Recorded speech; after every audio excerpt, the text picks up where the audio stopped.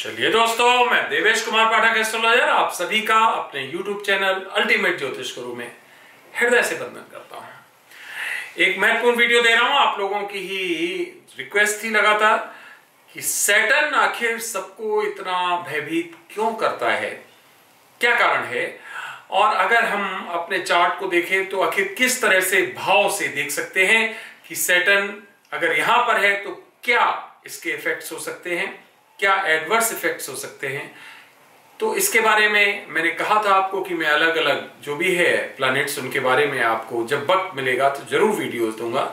तो अब वो आपकी जो रिक्वेस्ट है वो एक्सीड कर गई है, इसलिए 1000 से ज्यादा हो गए हैं आपकी रिक्वेस्ट। तो मैं आज आपको सैटर्न के बारे में महत्वपूर्ण कुछ की फीचर्स दे रहा हूं कि जो आप देख के ही समझ सकते हैं कि आखिर आपकी कुंडली में ऐसी क्या परिस्थितियां हैं, क्या रिजल्ट्स उसके आएंगे। तो चलिए, सबसे पहले आपके ये मैंने एक चार्ट तैयार कर दिया आपको समझाने के लिए। इसमें 12 हाउसेस होते हैं, 1 2 3 4 5 6 7 8 9 10 11 12। यहां से शुरू करते, जैसे ये 1 है तो ये क्या है, राशि है, ये एरीज। यहां कोई भी राशि हो सकती है, 2 3 4 5 6 7, उससे फर्क नहीं पड़ता है, भाव ये पहला ही गिना जाता है। तो हम भाव के हिसाब से आपको बता रहे हैं कि क्या परिस्थिति होगी। आगे बढ़ने से पहले एक चीज बताई दे रहा हूं कि इसमें 3-4 महत्वपूर्ण पॉइंट्स होते हैं जिनको कंसीडर करना पड़ता है। सबसे पहला, किस राशि में है, भाव तो बता दिया फर्स्ट सेकेंड थर्ड, लेकिन फिर किस राशि में है उसका भी फर्क पड़ता है। फिर उसके बाद उसका एसोसिएशन किसके साथ है।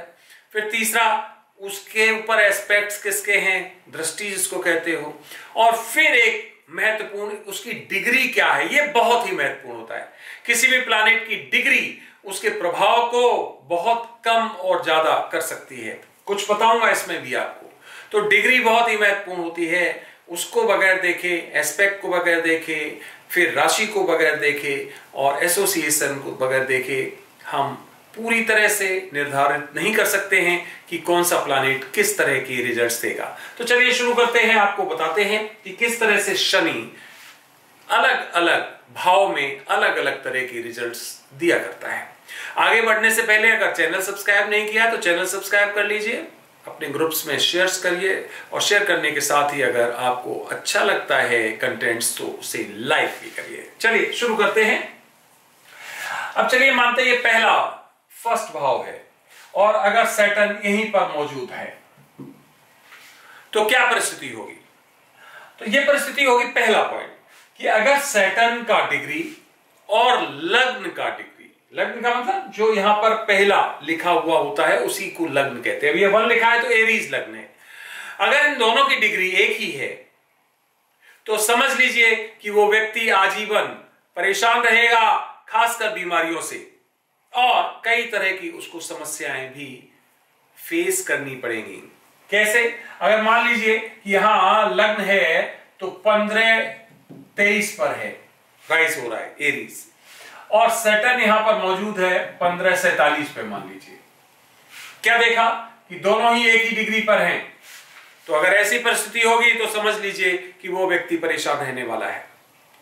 दूसरा बिंदु, सैटर्न के 2 साइन होते हैं, 2 राशियां होती हैं, मकर और कुंभ। अगर मकर और कुंभ यहां पर है, 10 या 11 लिखा हो, तो समझ लीजिए कि 10-11 लिखा है कि इसके जो भी दुश्मन होंगे, कंपिटिटर्स होंगे, जो शत्रु होंगे, वो अपने आप पराजित हो जाएंगे, वो इसके सामने टिक नहीं पाएंगे निश्चित तौर पे। लेकिन अगर ये सैटर्न यहां पर मान लीजिए राहु हो, केतु हो, इस तरह से अगर परिस्थिति बना रही हो, तो फिर ये व्यक्ति जो है और एफ्लिक्टेड हो गया। सैटर्न बहुत एफ्लिक्टेड, ये व्यक्ति जो है वो क्या होगा, मर्डरर बन सकता है, किसी का कत्ल कर सकता है। मार्स का भी मान लो एफ्लिक्टेड, मार्स का प्रभाव यहां पर हो लग्न पे, तो ये मर्डरर बन सकता है और बहुत गलत, जिसको आप कहते हैं कुटिल काम कर सकता है। इसी के साथ साथ हम ये कहेंगे कि अगर इस पर वीनस या जुपिटर की एस्पेक्ट हो जाए तो फिर प्रभाव में कमी आ जाएगी, कुप्रभावों में कमी आ जाएगी, और वो व्यक्ति मर्डरर नहीं बनेगा, लेकिन हाँ उसकी सोच कुछ ऐसी ही होगी जिसको आप विध्वंसक सोच कहते हो, क्रिमिनल सोच कहते हो। तो बहुत चीजें प्रभावित करती हैं। अब आप समझ गए, डिग्री प्रभावित की, एसोसिएशन प्रभावित की, फिर इस पे एस्पेक्ट प्रभावित करी, इस पे जो दृष्टियां हैं वो प्रभावित करी, और साथ ही साथ राशि कौन सी है वो भी प्रभावित। अभी बताया था मकर और कुंभ है तो इतना कुप्रभाव नहीं देगा। क्यों? क्योंकि ये अपनी राशि में है। तो अब आप समझ गए, लग्न में सैटर्न है तो ये परिस्थितियां पैदा करता है। अब ये सैटर्न यहां से हम हटा के और दूसरे केंद्र में रख देते हैं, और वो कौन सा है? वो है चौथा भाव। अब अगर मान लीजिए चौथे भाव में सैटर्न है तो क्या करेगा? तो ये करेगा कि ये किसी भी व्यक्ति के भाग्य को देर से प्रभावित करेगा, देर से जगने देगा, एफर्ट्स उसे बहुत करने पड़ेंगे। ध्यान रखिए, भाग्य से कहीं से भी जुड़ा हुआ नहीं है, भाग्य भाव ये है, लेकिन फिर भी यहां से वो व्यक्ति, उसके कंफर्ट जोन, मेंटल डिस्टर्ब रहेगा वो मेंटली, और उसका जो कंफर्ट जोन होगा वो बहुत संकुचित हो जाएगा अगर ये एफ्लिक्टेड है तो। साथ ही साथ क्या होगा कि ये जो चेस्ट होता है, चौथा भाव उसी का कारक होता है, चेस्ट का। इसका मतलब इससे संबंधित उसको कई बीमारियां होंगी, जैसे टीबी है, जैसे आपका ब्रोंकाइटिस है, या आपके और इस तरह के जो यहां से फेफड़ों से संबंधित जितनी भी प्रॉब्लम्स होती हैं वो यहां से ऑरिजिनेट हो सकती हैं और उसको बहुत प्रॉब्लम में डाल सकती है। अगर कहीं सूर्य यहां हुआ इसके साथ और उसकी डिग्री दोनों की लगभग समान हुई तो समझ लीजिए हार्ट की प्रॉब्लम भी उसको होने वाली है, क्योंकि चौथा भाव हमने जैसा कि बताया ये हमारे चेस्ट से संबंधित है और ये बहुत बड़ी प्रॉब्लम देता है। अब सैटर्न मान लीजिए आ गया यहां 5th हाउस में। अब जब अगर यहां आ गया संतान भाव है, संतान विलंब से होगी। अगर ये एफ्लिक्टेड है तो आप समझ लीजिए संतान नहीं होगी। इसके साथ राहु भी मान लो आ गया, या इसके साथ सन आ गया, तो बहुत प्रॉब्लम्स होने वाली हैं। अगर सैटर्न यहां है और अगर ये प्रताड़ित नहीं है, एफ्लिक्टेड नहीं है, तो भी संतान की पक्ष से डिसअपॉइंटमेंट्स मिलने वाले हैं। अब अगर मान लो यहां पर ये लिब्रा है, इसका मतलब है तुला, तो यहां क्या होगा? 10 और 11 हो जाएगा। इसका मतलब ये शनि के दोनों हो जाएंगे, इसका मतलब शनि कारक हो जाएगा। तो फिर ये परिस्थिति है, अगर सैटर्न यहां मौजूद है तो अच्छे रिजल्ट्स देगा। क्यों देगा? बीमारियों वाला वो तो बताया, वो तो देगा आपको चेस्ट संबंधित, लेकिन दूसरे अच्छे, कंफर्ट का है तो कंफर्ट ज्यादा देगा। इसका मतलब लाइफ अच्छा रहेगा उसका, बंदे का जीने का, उसका लाइफ स्टाइल अच्छा रहने वाला है। तो अगर कारक है तो ये परिस्थिति बना सकता है। 2 राशियों में शनि कारक होता है, एक तो लिब्रा में जिसको तुला कहते हो, और एक वृष में। दोनों ही शुक्र के साइन होते हैं। अगर हम 2 लिख दें यहां पे तो ये फिर यहां पर 10 और 11 यहां बैठेगा जाके, तो भी ये कारक होगा, क्योंकि आप देख रहे हो एक त्रिकोण का और एक एंगुलर हाउस का, जिसको आप केंद्र कहते हो, उसका मालिक होगा, तो भी ये कारक होगा। तो इन परिस्थितियों में सैटर्न बहुत अच्छे रिजल्ट्स देता है। अब मान लीजिए ये 5वां भाव है, चौथा भाव है, तो चौथे भाव का 9th भाव से समागम हो जाए या विनिमय हो जाए, 5वें भाव का 10वें भाव से हो जाए, सैटर्न और दूसरा कोई भी हो, तो समझ लीजिए कि वो बहुत अच्छा होने वाला है। उसका बहुत बड़ा कारक परिस्थिति बना देता है और रिजल्ट्स उसके बहुत अच्छे होने वाले। एग्जाम्पल के लिए मैं आपको बता दूं कि अगर यही है, हम ले लें लिब्रा, तो लिब्रा में क्या होगा कि यहां पे 4 हो जाएगा। इसका मतलब है कैंसर, कर्क हो जाएगा। किसका होता है? चंद्रमा का। तो अगर चंद्रमा यहां मौजूद हो, ये अपनी राशि में हो, या अब ये एक दूसरे से एक्सचेंज कर लें, सैटर्न यहां चला जाए, चंद्रमा यहां आ जाए, या तीसरी चीज दोनों का एसोसिएशन हो जाए, चंद्रमा भी यहां आ जाए या सैटर्न और चंद्रमा दोनों उठ के यहां चले जाए, तो समझ लीजिए बहुत अच्छे उसके करियर प्रोस्पेक्ट्स होने वाले हैं। उसको नेम फेम सब कुछ मिलने वाला है। बहुत अच्छी परिस्थिति, विष दोष जैसी परिस्थितियां जरूर बनाएगा दोनों का समागम, लेकिन फिर भी ध्यान रखिए कि ये जो इनका आपस में एसोसिएशन 5th 10th का या 4th और 9th का हुआ, ये बहुत ही अच्छा होने वाला है, रिजल्ट्स बहुत अच्छे देगा और इसमें काफी नेम फेम होने वाला है उस व्यक्ति का। अब अगर सैटर्न मान लीजिए आ गया यहां 6th हाउस में, तो 6th हाउस में अगर आता है तो ये बीमारियों का हाउस होता है, तरह तरह की बीमारियां उसको होंगी। क्या होगी? स्पॉन्डिलाइटिस है या जोड़ों से संबंधित है, उसको गठिया है, इस तरह की प्रॉब्लम उसको होने वाली, गैस्ट्रिक प्रॉब्लम है, इसको इस तरह की समस्याएं लगातार बनी रहेंगी। भूल से यहां चंद्रमा और आ जाए, मून, तो क्या होगा भाई? तो यह होगा कि वो बीमारियां उसकी कभी ठीक ही नहीं होगी, बीमारियों से पीड़ित ही रहेगा वो बंदा हमेशा। तो ये 6ठा भाव जो होता है, फिर उसको संघर्ष भी ज्यादा करने पड़ते हैं। वो 6ठा भाव इस तरह की परेशानियां देता है अगर सैटर्न यहाँ पे। लेकिन वो व्यक्ति है जरूर है, जुझारू होता है, प्रयास करता है लाइफ में, क्योंकि ये आपको पता है कंपटीशन का भी एक भाव होता है। सैटर्न अगर यहाँ अच्छी तरह से स्थिति में, तो व्यक्ति कंपिटिटिव होता है और वहां पर सफलता प्राप्त करता है। अब अगर मान लीजिए ये स्थिति आ गई, यहां पर है पैरों में भी दिक्कत होती है, नीचे का भाग होता है, साथ ही साथ उसको ये बताया भी आपको स्पॉन्डिलाइटिस की प्रॉब्लम हो सकती है और उसको जो है और भी ऐसे इश्यूज आ सकते हैं जो गैस्ट्रिक प्रॉब्लम है या फिर पेट से और संबंधित प्रॉब्लम है। चलिए आगे चलते हैं।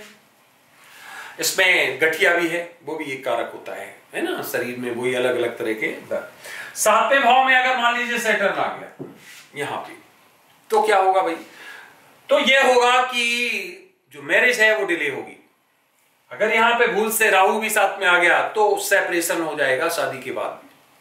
अगर यहां पर सन है इसके ऑपोजिट 180 डिग्री पर, 180 डिग्री का मतलब क्या बताया मैंने कि यहां पर इसकी डिग्री मान लीजिए 16 है और यहां सूर्य है उसकी भी डिग्री 16 है, तो बहुत स्ट्रॉन्ग एक अफेक्ट होगा एक दूसरे के ऊपर, 7वीं दृष्टि होगी एक दूसरे के ऊपर। तो समझ लीजिए कि ऐसे व्यक्ति की मैरिज नहीं होती है, ऑलमोस्ट इम्पॉसिबल। अगर हो भी जाएगी तो बहुत उसको जो है एक ना होने जैसी ही परिस्थितियां झेलनी पड़ेंगी, नो मैरिज जैसी ही परिस्थितियां उसको झेलनी पड़ेंगी। अगर यहां पर सैटर्न आ गया 8वें भाव में तो क्या करेगा भाई? ये इसका सिग्निफिकेटर होता है सैटर्न 8वें भाव का। ये आपको पता है लंबी आयु, दीर्घ आयु दे देगा क्योंकि अपने भाव में आ गया जिसका सिग्निफिकेटर है। लेकिन बीमारियां कुछ ऐसी दे देगा जो इवन आपके लैब टेस्ट के थ्रू भी स्टेब्लिश नहीं हो पाएंगी, कुछ सीक्रेटिव टाइप की बीमारियां। ये हमारे इस भाग का, जिसको एएनएस कहते हो, उस भाग का 8वां भाव रिप्रेजेंट करता है। सीक्रेटिव हमारे हिस्सों को, जो हमारे पर्सनल पार्ट्स होते हैं उनको करता है। तो ये उस तरह की परेशानियां देगा, प्रोलॉन्ग्ड लंबी बीमारियां देगा। अब मान लो यहां पर जुपिटर भी आ गया, सॉरी यहां पर अगर मान लीजिए राहु भी आ गया, भूल से सन आ गया, तो वो परेशानियां और ज्यादा दुखद होने वाली हैं। अब यहां पर यह है कि बुढ़ापा व्यक्ति का ज्यादा दिक्कत से कटता है। उसके बुढ़ापे जैसे जैसे वो ओल्ड एज में बढ़ता है उसको दिक्कतें ज्यादा झेलनी पड़ती हैं। अब सैटर्न यहां आ गया मान लीजिए 9th हाउस में, क्या होगा? सबसे पहले ये धर्म का भाव है। ये यहां पर आते ही व्यक्ति जो है स्पिरिचुअल हो जाता है, रिलीजियस रहता है निश्चित तौर पे। लेकिन अगर कहीं राहु भी साथ में आ गया तो वो व्यक्ति यहां तक कि अपना धर्म भी बदल देता है, या तो बहुत ज्यादा स्पिरिचुअल होगा, बिल्कुल स्पिरिचुअल नहीं होगा, कहेगा मैं मानता ही नहीं किसी को, या फिर धर्म चेंज कर लेगा। जो उसके स्पिरिचुअल जितने भी आप ये कहते हो जो लिटरेचर हैं, है ना, उनको वो कम से कम मानेगा। वो कहेगा, वो प्रैक्टिकल पे ज्यादा विश्वास करेगा कि मैं नहीं मानता किसी चीज को, मुझे पहले दिखाओ। इस तरह की परिस्थितियां 9th हाउस में सैटर्न आके बना देती, क्योंकि प्रैक्टिकल बनाता है व्यक्ति को ज्यादातर।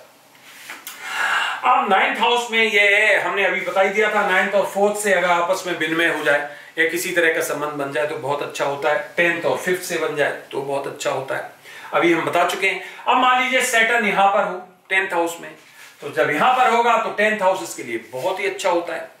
अपनी राशि में हो जाए, यहां बहुत जबरदस्त कारक बन जाएगा, बहुत फ्लॉरिश होगा। उसको इंडस्ट्रीज का मालिक हो सकता है, बड़ा कोई मेयर हो सकता है, बड़ा कोई जज हो सकता है, बड़े अधिकारी पद पर, क्योंकि सैटर्न इनकी कारक होता है।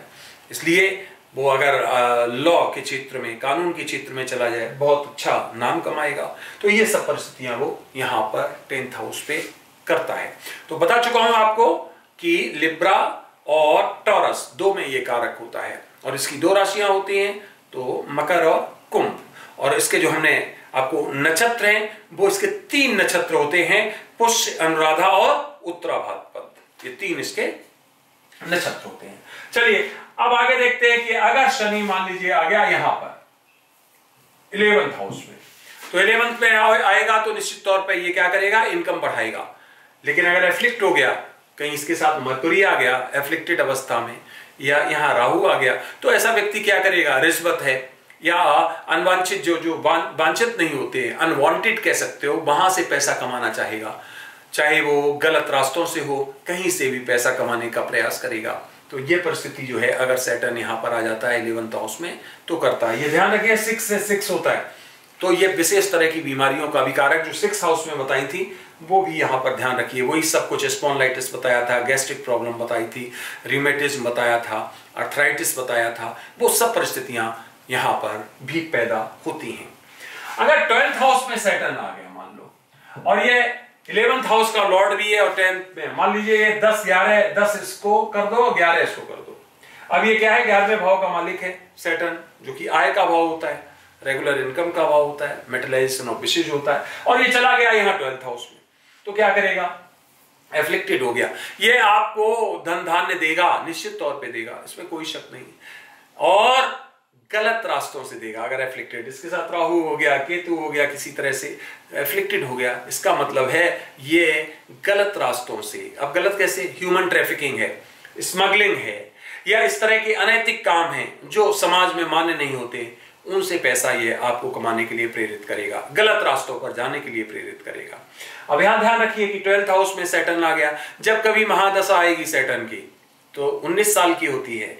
क्या क्या होगा इसमें कि जो इसके शुरू के 6 वर्ष और 4 महीने होंगे महादशा के, 6 years और 4 months होंगे, वो एडवर्स होंगे। इसका मतलब वो नेगेटिव जाएंगे, परेशानियों का फेस करना पड़ेगा व्यक्ति को। जैसे ही 6 साल 4 महीने गुजरेंगे, उसका दूसरा पार्ट शुरू होगा 6 साल 4 महीने का, तो क्या होगा कि उसमें उस व्यक्ति को प्रॉस्पेरिटी मिलेगी काफी। इन्हीं जो बताया मैंने आपकी तरह तरह की चीजों से वो पैसा कमाएगा और काफी प्रॉस्पेरिटी उसके पास आएगी, काफी धन आएगा। लेकिन जैसे ही 6 साल 4 महीने का लास्ट का भाग आएगा, 3 भागों में बांट दिया हमने 19 वर्ष को, जैसे ही लास्ट का भाग आएगा वैसे ही वो व्यक्ति क्या करेगा, वो उसका जो भी उसने कमाया, जो उसके पास मौजूद है, वो सब का सब नाश हो जाएगा, समाप्त हो जाएगा और वो परेशानी में घिर जाएगा। इसके बाद में 12th हाउस में है इंप्रिजनमेंट, या तरह तरह की जिसको आप कहते हो सजाएं जो कोर्ट के द्वारा दी जाती हैं, उनका भी वो अधिकारी बनेगा एफ्लिक्टेड होने के कारण। तो आप समझ लीजिए कि शनि इस तरह से अलग अलग हाउसेज में क्या क्या करता है, ये मैंने आपको एक मोटा मोटा अंदाज बताया है। आप अपनी कुंडली खोलिए और देखिए इस तरह की परिस्थितियां आपकी कुंडली में बन रही होंगी। अब इसमें वो चीजें और लगा दीजिए, वो एलिमेंट्स और लगा दीजिए जो मैंने बताई। डिग्री क्या है सैटर्न की, कौन सी अवस्था में, वो वृद्धावस्था में है, युवावस्था में है, या वो अपने इन्फेंसी में है, वो फिर वो डिग्री सही होगा। फिर उसके बाद में क्या है, कौन सी राशि में है, ये देखना है। अब जैसे कि क्या है, अगर वो वायु तत्व, क्योंकि वायु तत्व का स्वामी होता है, तो वायु तत्व जैसे जेमिनाई है, लिब्रा है, एक्वेरियस है, ये वायु तत्व होते हैं, इनमें होगा तो और ज्यादा इफेक्टिव होगा निश्चित तौर पे। ये भी आप खास ख्याल कर लीजिए। फिर एसोसिएशन किसके साथ है, मेलिफिक्स या बेनिफिक्स किसके साथ है, उसका क्या प्रभाव होगा। फिर एस्पेक्ट किसकी है, उसके ऊपर जो है किस किस की निगाहें हैं, किसकी, जिसको आप कहते हो कि कौन सी दृष्टियां हैं, किस किस की दृष्टियां, मेलेफिक्स की है या बेनिफिक्स की, ये देख लीजिए। फिर सर्वाष्टक वर्ग में उसका क्या प्रभाव है, कितने डॉट्स वो अचीव कर रहा है, क्या परिस्थिति बना रहा है। फिर जब आप एनालिसिस करें तो उसकी प्रेजेंट ट्रांजिट क्या है, कहां ट्रांजिट कर रहा है, कहां से गुजर रहा है, कौन सी अवस्था में है, वो जहां पे है उस अवस्था से कौन सी अवस्था में। तो ये जब तक आप सब कुछ नहीं करेंगे एक साथ, तब तक आपके रिजल्ट्स बिल्कुल सटीक नहीं आएंगे। लेकिन हाँ, ये जरूर है, ये स्लो मूविंग प्लैनेट है, 30 साल में पूरा करता है चक्र, इसलिए लंबे प्रभाव छोड़ता है। और इसीलिए लोग ज्यादातर कहते हैं कि भाई ज्यादा दुख क्यों रहते हैं जिंदगी में, सुख कम समय के लिए क्यों रहते हैं। उसका रीजन यही रहता है कि इसकी जो महादशा होती है वो भी बहुत लंबी होती है, 19 वर्ष की होती है, और स्लो मूविंग ये प्लैनेट है। और ज्यादातर हाउसेज में आपने क्या देखा, ये नेगेटिव ही रिजल्ट्स देता है, बहुत कम परिस्थितियों में ये पॉजिटिव रिजल्ट्स देता है। अपनी राशियों में हो, उच्च में हो, कुछ खास आपके, जैसे हमने आपको बताया 9th हाउस में, 10th हाउस में बताया, इसी तरह से इवन 11th में भी ये अच्छे हमें वो देता है, रिजल्ट्स देता है। 12th में देता जरूर है लेकिन ले लेता है, या फिर लग्न में आ जाए तो जो इसके बेसिक रिजल्ट्स है वो तो देगा ही देगा। क्या बेसिक रिजल्ट्स है, विषाद, दुख, ये ज्यादा हंसता खेलता नहीं है। ऐसे लोग जो है जो भी सैटर्न डोमिनेटिंग होते हैं, उन्हें सामाजिक चीजों से मतलब नहीं होता है, बहुत हंसते खेलते नहीं, घर वालों से अलग थलग होते हैं, अंधेरा उन्हें बहुत अच्छा लगता है, मोनोटोनस लाइफ जीते हैं। तो इसका अर्थ अब आप समझ गए होंगे कि उसके जो गुण हैं वही तो देगा। उसके गुण क्या है, विषाद, दुख, अलगावपन, सेपरेशन। तो ये कारक है सैटर्न का 30 वर्ष का, इसका जो है वो एक चक्र होता है सभी राशियों में, और 19 वर्ष की इसकी महादशा होती है। और बता दिया आपको, इसके मकर और कुंभ 2 राशियां होती हैं, और इसके 3 कॉन्स्टिलेशन होते हैं, जिसको आप बता चुका हूं अभी मैं आपको। पुष्य होता है, अनुराधा होता है, उत्तराभाद्र होता है। इन 3 को ये डोमिनेट करता है, उनका प्रभुत्व करता है। तो आपने समझ लिया मोटा मोटा। हम इसके बारे में और भी आपको डिटेल्स देंगे माइन्यूट डिटेल्स आगे और देते जाएंगे, जैसे जैसे और प्लैनेट्स के बारे में भी हम आपको इसी तरह से बताएंगे कि अलग अलग भाव में, अलग अलग स्थिति में वो क्या आपको दे सकते हैं। आपने ये वीडियो देखा उसके लिए बहुत बहुत धन्यवाद। आपकी ही रिक्वेस्ट पर ये वीडियो मैं अपलोड किया है। आगे और भी इस तरह के वीडियो जैसे ही आपके रिक्वेस्ट पूरे होंगे और हमें समय मिलेगा हम अपलोड करते रहेंगे। आशा है हमने आपके जो क्वेश्चंस थे उनको एड्रेस कर पाया है। जो आपने एट द आउटसेट पूछा था कि एक बेसिक एक आइडिया दे दीजिए जिससे हमें पता रहे कि किस भाव में शनि क्या कर सकता है। आपने ये वीडियो देखा, अमूल्य समय दिया, उसके लिए बहुत बहुत धन्यवाद। आप सभी को मेरी तरफ से ओम नमः शिवाय, नमस्कार।